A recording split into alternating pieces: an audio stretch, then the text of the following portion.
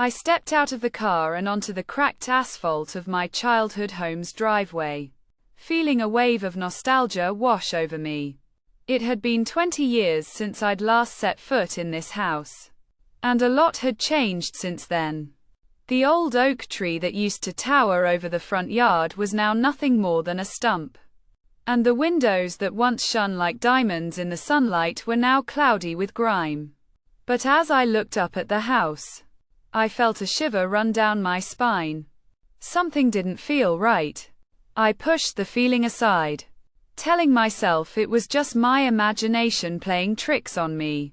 After all, this was my childhood home, the place where I had grown up and made so many happy memories.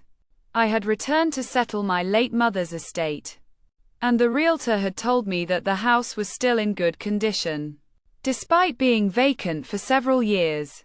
As I approached the front door, I noticed that it was slightly ajar. I felt a surge of unease, wondering if someone had broken in.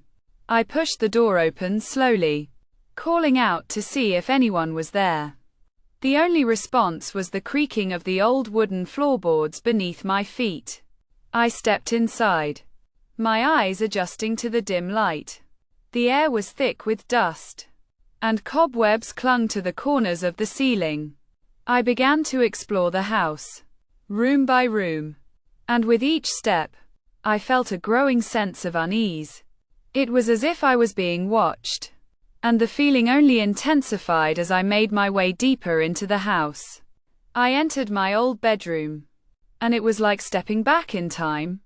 The same bed, the same dresser, the same closet, but something was off. The bed was made, and the closet door was open. Just a crack.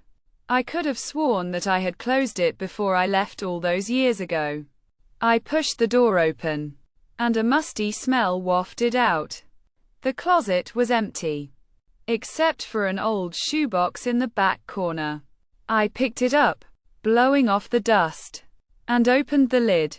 Inside, I found a collection of old photographs, and a note, addressed to me. As I read the note, my heart began to racing. It was from my mother, and it told me that she had been waiting for me to return. But it wasn't just the note that sent chills down my spine. It was the photographs. They were pictures of me, taken in this very house, but they were dated after I had left. I felt a cold sweat break out on my forehead as I realized that someone had been in this house, watching me, waiting for me to return. And then, I heard the sound of footsteps, coming from upstairs. Heavy, deliberate footsteps, that seemed to be coming from the room that used to be my parents'. I tried to call out, but my voice was frozen in my throat. The footsteps stopped, and the house was silent once again. I was paralyzed with fear, unsure of what to do next. And then, I heard my mother's voice, whispering in my ear, "Welcome home, dear." I spun around, but there was no one there. The voice seemed to come from all around me, echoing off the walls. I stumbled backwards, tripping over my own feet. As I fell, I saw something that made my blood run cold. A figure, standing in the doorway, watching me. It was my mother. Or at least, it was her body. But her eyes were black as coal, and her skin was stretched tight over her skull. I screamed, and everything went black.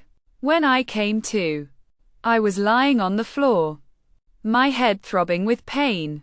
The house was silent, and the figure was gone.